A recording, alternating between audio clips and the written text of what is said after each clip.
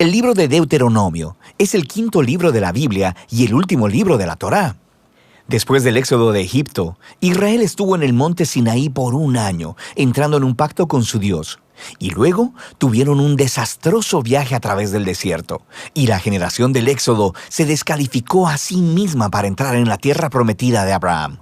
Así que Deuteronomio inicia con Moisés delante de esta nueva generación explicándoles la Torá. Y es a partir de aquí que el diseño y el propósito del libro se desarrollan. Deuteronomio está formado por una serie de discursos de Moisés donde él está solicitando a la nueva generación de Israel a ser fieles al pacto con su Dios. En el centro del libro está una colección de leyes, las cuales son los términos del pacto entre Dios e Israel. Algunas de las leyes son nuevas, pero muchas son repeticiones de las leyes dadas anteriormente en el monte Sinaí. Y de este hecho es de donde el libro recibe su nombre, de la palabra griega Deuteronomion, que significa segunda ley. Alrededor de estas leyes se encuentran dos secciones externas con discursos de Moisés. Cada una de estas están divididas en dos partes. Profundicemos y veamos cómo funciona todo esto. Así que, primero que nada, Moisés resume la historia hasta ahora y resalta lo rebelde que fue la anterior generación, contrastando con la gracia constante de Dios y su provisión en el desierto. Y Dios sí trajo su justicia sobre ellos, pero no abandonó sus promesas del pacto. Después de esto siguen una serie de sermones muy apasionados, donde Moisés llama a esta nueva generación a ser más fieles al pacto que lo que sus padres habían sido. Él les recuerda los 10 mandamientos, y luego el centro de esta sección es una famosa enseñanza llamada el Shema. Moisés dice: escucha, oh Israel, el Señor es nuestro Dios, el Señor uno es. Amarás al Señor tu Dios con todo tu corazón, con toda tu alma y con toda tu fuerza. Esta se convirtió en una oración diaria muy importante en el judaísmo, y esta une todos los temas de este libro. Así que la palabra escucha, Shema en hebreo, significa mucho más que solo oír. Su significado incluye responder a lo que oyes, o en español diríamos obedece. Y la palabra amarás en hebreo también significa mucho más que solo una emoción o sentimiento. Se trata de una decisión devota, de todo corazón a Dios, la cual involucra tu voluntad y tus emociones, tu mente y tu corazón. Ahora, para Israel su obediencia y devoción a Dios servían a un propósito mucho más grande.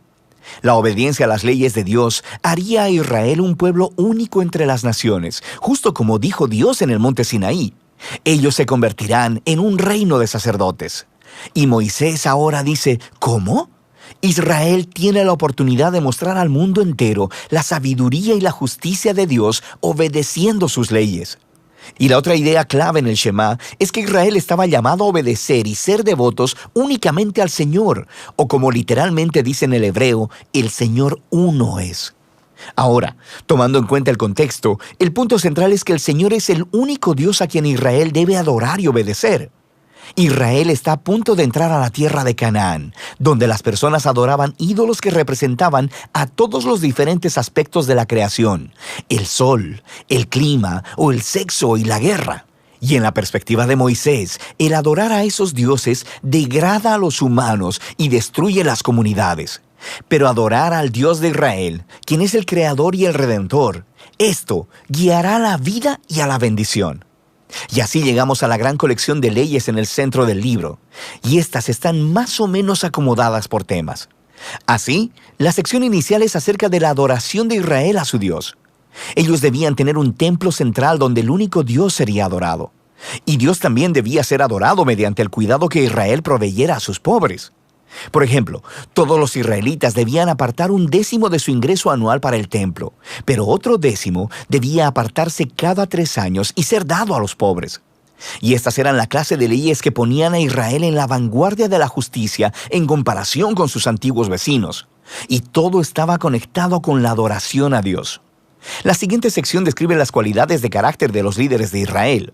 Así que los ancianos, los sacerdotes y los reyes estaban bajo la autoridad de las leyes del pacto, las cuales Dios dijo que Él haría cumplir enviando profetas para pedirle cuenta a los líderes. De manera que en contraste con los vecinos de Israel, donde los reyes eran considerados como divinos y como la ley misma, los líderes de Israel estaban subordinados a la ley y a los profetas. Lo que continúa es una larga sección de leyes acerca de la vida civil de Israel. Reglas sobre el matrimonio, la familia y los negocios, también sobre la justicia social, sobre su sistema social y cómo debían proteger a los huérfanos y a los extranjeros, y luego estas reglas concluyen con más leyes sobre la adoración. Ahora, aquí hay algunos consejos para leer todas estas leyes. Recuerda, primero que nada, que estos son los términos del Pacto del Sinaí dados específicamente al Israel antiguo, quien vivía en una cultura que es muy diferente a la tuya. Y en segundo lugar, no será útil que compares estas leyes con las leyes modernas de una cultura muy diferente. Más bien, estas leyes fueron dadas para apartar a Israel, así que debemos comparar estas leyes con las de los vecinos de Israel, como Asiria y Babilonia. Y cuando haces eso, de repente, las leyes que parecen duras o extrañas se hacen mucho más claras. Puedes darte cuenta que Dios está empujando a Israel a un más alto nivel de justicia que el que se conociera hasta la fecha. Y finalmente, intenta discernir los principios centrales de sabiduría o justicia que están debajo de cualquier ley en particular, y descubrirás algunas cosas bastante profundas. Así que aquí tienes una tarea para obtener créditos extra. Ve a ver cómo el apóstol Pablo hace esto en su primera carta a los Corintios, capítulo 9, versículo 9, y él cita una ley de Deuteronomio capítulo 25, versículo 4. Es muy interesante. Volvamos a Moisés. Después de abordar todas estas leyes, emite el reto final de que Israel debe escuchar y amar a su Dios. Él emite primero una advertencia y un ultimátum. Si Israel escucha y obedece a su Dios, todo irá genial. Habrá mucha bendición divina. Pero si ellos no obedecen y se rebelan, habrá hambre, plagas, devastación y eventualmente exilio de la tierra. Y luego Moisés los obliga a tomar una decisión. Él les dice: hoy he puesto delante de ti la vida y el bien, la muerte y el mal. Escoge, pues, la vida para que vivas tú y tu descendencia, amando al Señor tu Dios y escuchando su voz. Pero luego Moisés dice esto: yo sé que después de mi muerte se corromperán y se apartarán de Dios y terminarán en el exilio.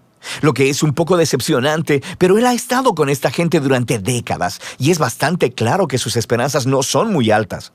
Pero no todo está perdido, dice Moisés. Un día, cuando Israel esté en el exilio, en algún punto, dice Moisés, ellos pueden volverse a Dios, quien ha dicho con sus propias palabras que circuncidará sus corazones para que puedan amarle con todo su corazón y toda su alma y así tengan vida. Ahora, esta es una vívida metáfora que está diciendo que algo está fundamentalmente mal con el corazón de Israel. Es necio y duro, y es lo mismo que está mal con el corazón de toda la humanidad. Esto regresa a la rebelión de los humanos en el jardín del Edén. Los humanos eligieron separarse de Dios. Ellos quisieron definir por sí mismos el bien y el mal, y como resultado, arruinaron el mundo bueno de Dios. Pero un día, dice Moisés, Dios hará algo para transformar los corazones de su pueblo, para que puedan realmente escuchar y amar a Dios con todo el corazón. Y entonces serán llevados de vuelta a la vida verdadera. Esta es la promesa que retoman los profetas bíblicos posteriores, Jeremías y Ezequiel, la esperanza de un nuevo corazón. Así que Moisés termina su discurso con un poema de advertencia y luego de bendición. Luego sube a una montaña y muere. Y así termina la Torá. Todas las tensiones de los temas en la historia bíblica son colocados en su lugar, pero se quedan sin resolver. ¿Cuándo vendrá el descendiente de la mujer y derrotará al mal?